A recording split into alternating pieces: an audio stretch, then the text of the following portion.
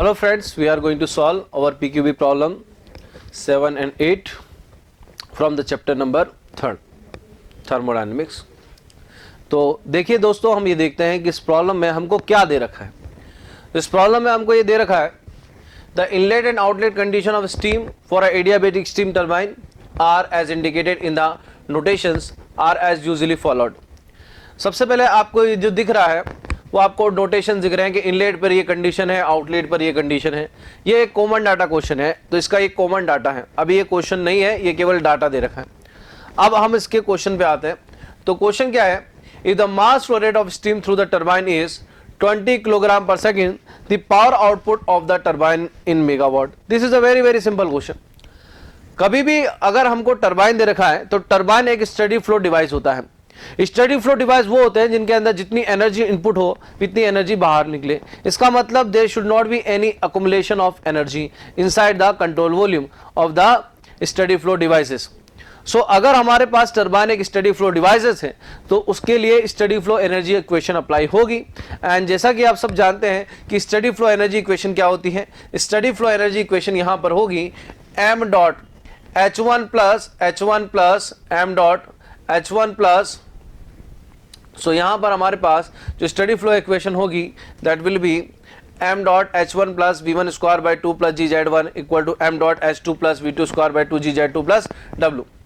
यहां पर हम q को 0 मान रहे हैं बिकॉज क्वेश्चन में आपको एडियाबैटिक स्टीम टरबाइन दिया हुआ है, इसलिए हम लोग यहां पर q को क्या ले रहे हैं, 0 ले रहे हैं। तो जब हम q को 0 लेंगे तो ये हमारे पास एक स्टडी फ्लो एनर्जी इक्वेशन हो जाएगी। चूंकि हम टरबाइन की बात कर रहे हैं तो जितना मास एंटर करेगा उतना ही मास यहां से बाहर निकलेगा।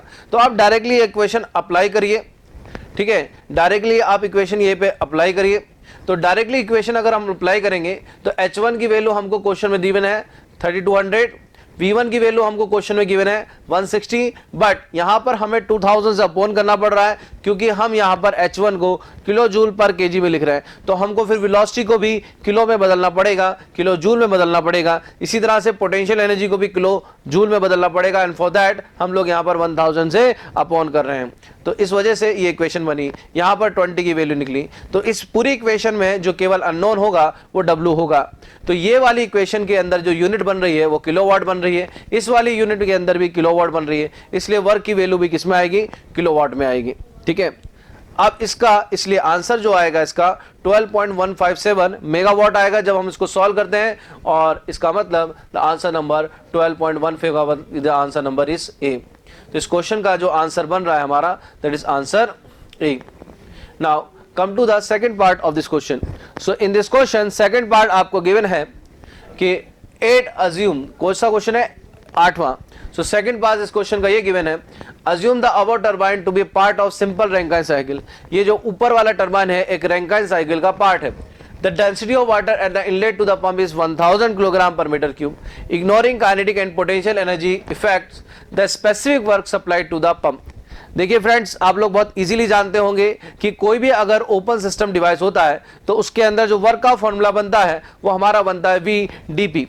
चूंकि हम लोग बात कर रहे हैं एक वाटर की या एक पंप की, तो पंप किसको कंप्रेस करता है, वाटर को कंप्रेस करता है या लिक्विड को कंप्रेस करता है। और लिक्विड जनरली क्या होता है, इनकंप्रेसिबल। तो जब लिक्विड को कंप्रेस किया जाता है तो उनकी डेंसिटी चेंज नहीं होती है। जब उनकी डेंसिटी चेंज नहीं होगी तो फिर उनका स्पेसिफिक वॉल्यूम भी चेंज नहीं होगा। तो फिर उनके लिए जो कांस्टेंट स्पेसिफिक वॉल्यूम पर फॉर्मूला होता है फॉर पंप वर्क, ये होता है P1 माइनस P2। यहां पर एक माइनस साइन आता है क्योंकि अगर आपने देखा होगा तो ओपन सिस्टम के वर्क को हम कैसे लिखते हैं, ओपन सिस्टम के वर्क को लिखते हैं हम माइनस ऑफ VdP।